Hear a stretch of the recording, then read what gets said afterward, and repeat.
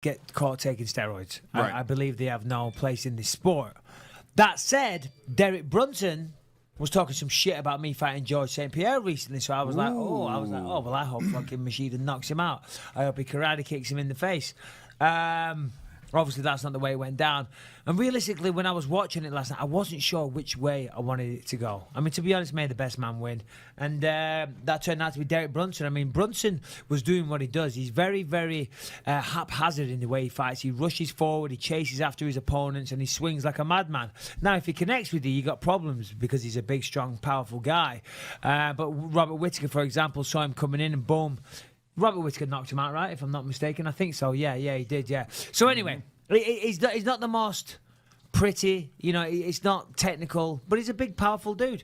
And he connected with that left hook, followed it up, knocked out Machida. So brutal ground and pound, like flat out. The referee should have stopped that sooner as well. Yeah. There was 2 or 3 shots on the end when he was out cold. So I mean, Machida's in a tricky place now. He's 39, just got knocked out cold after coming back from a USADA suspension. I mean, he's not going to be looking at any title fights. That's for damn sure. But there's also something to be said about who you lose to, because it's not like Brunson's only lost to the best of the best in the weight class. He lost to Anderson Silva, a close decision. Got knocked out by Robert Whittaker, who now is the interim champion. Got a loss back. Yoel. Yeah, Yoel in 2014. And that's about it, I think. Yeah. I mean, that's it in like recent history. A couple losses earlier to Jacare and to Kendall Grove. But he's a dude who Kendall Grove. Your boy Kendall. Shout out to Spider Grove. There you go. That's Kendall. But yeah, look at this. Look at this fucking. Yeah, I think. Look, Machida is obviously a legend in the game. I think he still has a big enough name down in Brazil. I think if he chooses to want to continue to compete, it's a personal decision for him and his family. He still has a market in Brazil. Yeah. Is he going to headline pay-per-view cards? Is he going to fight for a title, as Michael said? I don't think so, unless he goes on a tear. Daniel fights Cormier 3 or 4 times in a year. Daniel Cormier said it during the broadcast. He was like, "I've never heard this many people be this quiet," because the crowd was just like fucking shocked. That was it. Complete shock. They had just watched Damian Maia lose a fight. And even I'll say, even at the end of that fight, I thought that could have been stopped. Damian Maia was getting lit the fuck up at the end of that fight. Well, exactly. And here's what we should talk about. Fucking, that should be in your little fucking notes there, Louis. Maybe it is. But it's not because I've looked. I hope it is. It's not because I've looked. Coby Covington, whoever is that his name? Covington, yep. Covington, whatever his name is, because I don't like him because he talked some shit about me a while ago. But still, he beat Damian Maia in a better fashion than what Tyron Woodley did. Tyron Woodley bored everyone to tears when he fought Damian Maia, just like he does every time he opens his goddamn fucking mouth. You're not taking me on here at all. You're supposed to dive in and interject and keep the conversation No, because going. I'm waiting for you to say the thing that I'm positive is in the notes, you piece of shit. Talking about his post-fight speech? His post-fight speech? Well, what is in the notes? His post-fight speech? Covington's post-fight speech? No. Well, the post-fight speech was great. I mean, listen, he got a lot of stick on Fox. A lot of people saying... I thought he was going to have to get escorted to the airport in dude. Brazil. Well, apparently people were already throwing shit at him. Yeah, but still, listen, if you want to go and make some noise and get your title shot and this and that, I mean, come on, man. Pull up the post-fight speech on the big screen. But still, I thought, I mean, I'm not a fan of the guy because he was talking shit, but... Now that you're in studio, but we can actually play it for the fans to hear, too. We have the audio. There we go. No, obviously you're not signing off. Here's what he said, because he defended his comments. No, but listen. That is a way to get headlines. I mean, a lot of people waste their opportunity on the microphone afterwards. They come out with something vanilla. They say, oh, whoever the UFC want to give me. I mean, that's a way to ask for a title shot. Listen, Brazil are going to want to see that guy lose his head. Vumada hair or whatever the fuck it is they all chant, which is annoying as hell. But they're definitely going to want to say that for sure. It sounds like they're saying, whoop, there it is. Whoop, there it is. But I mean, fair play to him. He made some noise, but we're talking about it now. I mean, will he get a title shot? I don't know, but he did a better job against Maia than what Tyron Woodley did, and it was a way more entertaining fight. Now, was it a good fight? Was it skillful? No, it was. He didn't do a better job, though. In reality, if you look at what happened there, right? And I hate to disagree with you. Okay, no.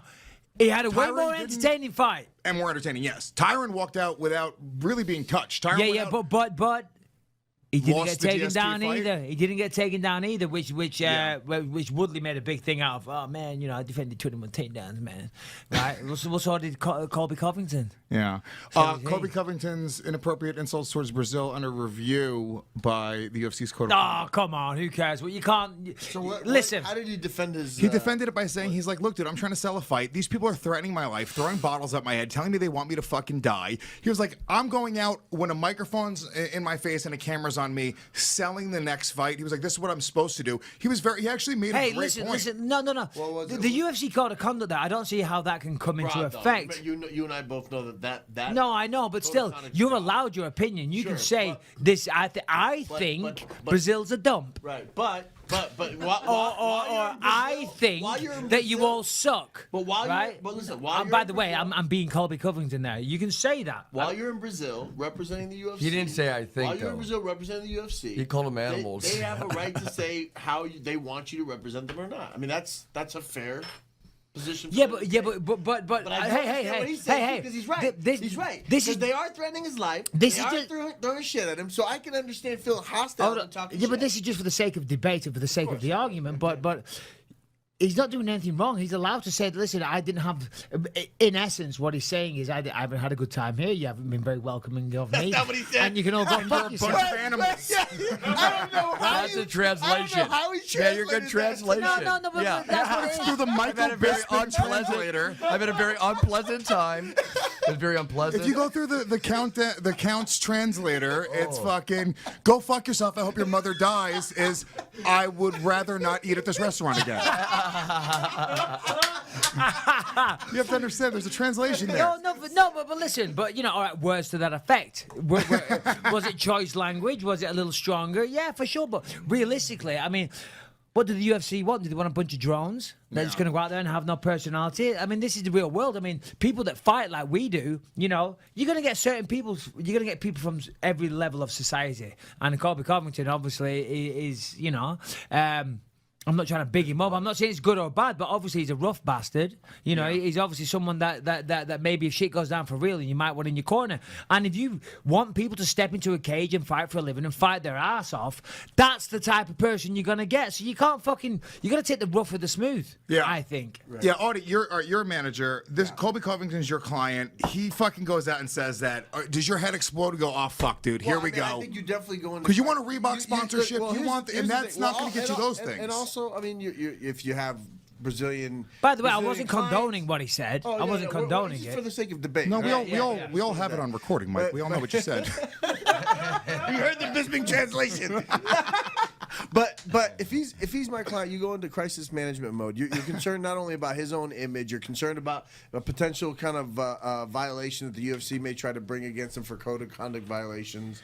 Well, he ain't fighting in Brazil anytime soon. That's for damn sure. Here's the reality of it. I would be worried for his life because the reality is when you saw him, because Brazilians are animals and who knows what they're going to do. Well, and look, but at the same time, I would also understand his emotions because where he's coming from is feeling like he's in a hostile place. Would you ask him to apologize? I think. Look, I would say you have to be sincere and explain. He apologized, by the way. I have his apology. And let me tell you, his apology. I want to hear. I read his apology and I thought that was actually very witty, very intelligent, and he did separate people from Sao Paulo.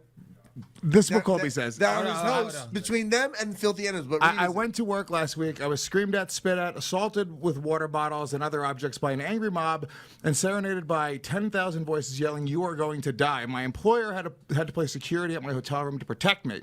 I would like to formally apologize to any filthy animal I offended by comparing them to my hosts in Sao Paulo. I thought that was brilliant. That's fantastic. I thought that was awesome. And the fact that he actually went and explained it and explained part of the fight game, but also realized that, hey, I shouldn't have put a blanket word to describe everybody from Sao Paulo or everybody from Brazil, but still be witty about it and have a sense of humor about it, and also sell himself in the next fight. So I thought that was brilliant by him. And honestly, the fight, I think everyone can't be good guys. I mean, we are fans of the drama. We're fans of, even as just like a regular if you're a person watching television, there needs to be some sort of conflict on a TV show. If everyone's just holding hands, running through the fields, and everyone's cool, there's just there's People nothing like interesting villains. about it. Look, I have a 5-year-old now that watches the show The Descendants. It's a new Disney thing where they're actually making characters off the good and the bad characters that we all grew up to. So Ursula has a daughter named Uma. Oh, shut and up. my daughter wanted to be a villain. Ursula, what is this? Ursula from Little The Sea Mermaid. Witch. Yeah, I know. And she had a daughter named Uma, and that's who my daughter What wanted are we to be. talking She wanted about to be now? A villain. She wanted to be a villain for Halloween. So people do tune in to watch not only the heroes and people they like, but also people they just can't stand. That's Yeah. just the reality of entertainment. That's it. It is. Michael Bisping. Why are you looking at me? He's the one talking about Little Mermaid. And then when it ends, you look at me like I've got something to interject with. I got nothing on that. All right? I took that moment to drink my water. And drink it I will. Uma, the daughter of Ursula? She's black. Ursula wasn't black. Ursula was like blue. Yeah, but it's 2017. you know? She's gay black. Yeah, she's whatever. She's transgendered. You know. Yeah, she's transgender. Those weren't tentacles. Those were 8 penises that she had surgically implanted below her. Thank God my daughter's not listening to this show. They're there. Look, there's her penises. Jeez, Well, she's a beautiful woman. no, she I'm is. not saying it's a bad thing. It's a beautiful transgendered woman right there. I would marry that woman. All right, all right.